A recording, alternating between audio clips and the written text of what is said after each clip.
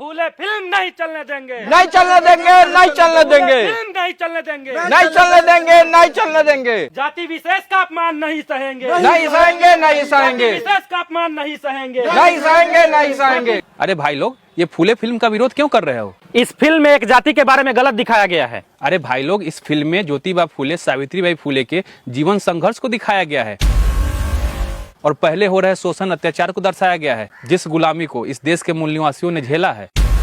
ऐसा कुछ नहीं, ये सब बदनाम करने का साजिश है। अगर पहले हो रहे शोषण अत्याचार को दिखाने से किसी की बदनामी होती है तो जिसने ये गुलामी झेली है उसका क्या? इस फिल्म में ब्राह्मणों द्वारा सावित्रीबाई फूले पर गोबर फेंकने का जो सीन दिखाया गया है बिल्कुल गलत है, ऐसा नहीं हुआ था।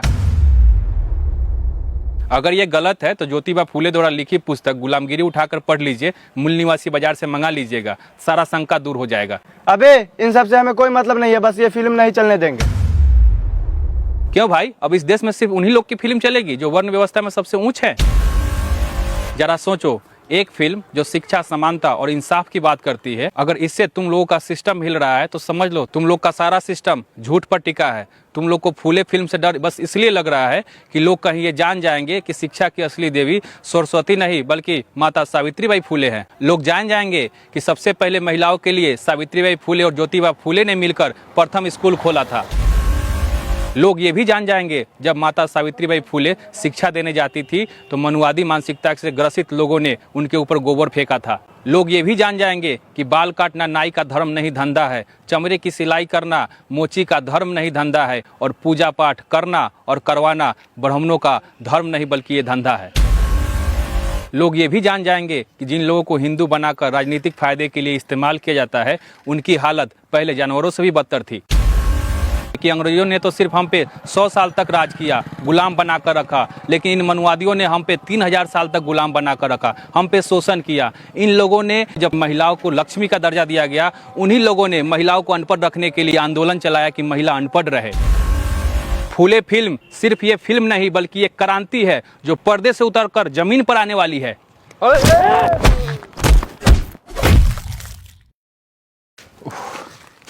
ज्यादा चोट लगा है क्या? अरे चोट तो लगभग किया है, बाप रे। बैठो उस पर।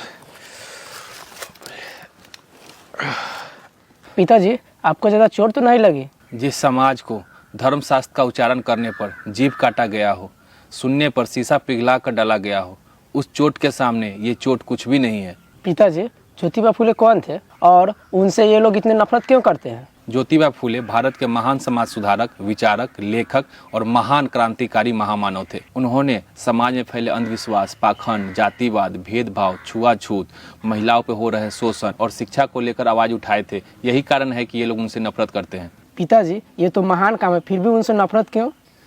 देखो, जब ज्योतिबा फूले की शादी सावित्रीबाई फूले से होती है, जब ज्योतिबा फूले पढ़ाई करते हैं तो सावित्रीबाई फूले को ही पढ़ाते हैं और उन्हें पढ़ाकर भारत की प्रथम महिला शिक्षिका बनाते हैं। लेकिन महिलाओं को शिक्षित होने पर सवर्ण समाज को आपत्ति थी। वे नहीं चाहते थे कि महिला समाज शिक्षित हो, क्योंकि हिंदू धर्म शास्त्रों के अनुसार महिलाओं और शूद्रों को शिक्षा ग्रहण करने का अधिकार नहीं था। इन्हीं सब अधिकारों को दिलाने के लिए ज्योतिबा फूले ने लड़ाई लड़ी, इसलिए ये लोग उनसे नफरत करते हैं। और फूले फिल्म में यही सब चीज़ों को दिखाया गया है। उनकी काली करतूत लोगों के सामने बाहर ना आ जाए, इसलिए ये मनुवादी लोग बाहर जाकर आंदोलन कर रहे हैं और फिल्म पर रोक लगवा रहे हैं। ज्योतिबा फूले द्वारा लिखी पुस्तक गुलामगिरी में ब्राह्मणों की उत्पत्ति ब्रह्मा के मुख से दिखाई गई है।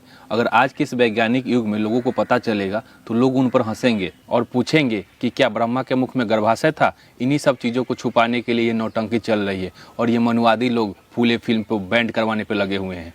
इतना झूठ और घटिया बात कौन मानता है? अंग्रेजों ने बेशक हम पर शोषण अत्याचार किया, लेकिन वे अपने फायदे के लिए हमसे मेहनत मजदूरी करवाते थे। लेकिन ये मनुवादियों ने हम पर शोषण अत्याचार भी किया और साथ साथ हमें धन रखने के लिए रोका, हमें शिक्षा प्राप्त करने के लिए रोका, हमारे पूर्वजों को पानी पीने तक नहीं दिया। कुत्ते बिल्ली जिस तालाब से पानी पी सकते थे उस तालाब से हमारे महापुरुषों को पानी तक पीने नहीं दिया।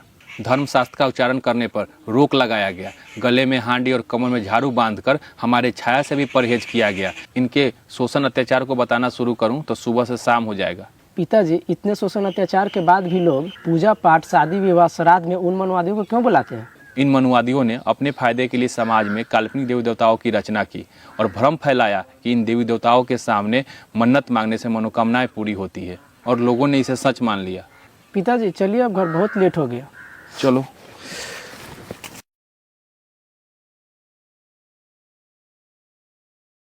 विद्या बिन मति गई, मति बिन नीति गई, नीति बिन गति गई, गति बिन धन गया, धन बिन शूद्र पतित हुए। इतना घोर अनर्थ सिर्फ अविद्या के कारण ही हुआ।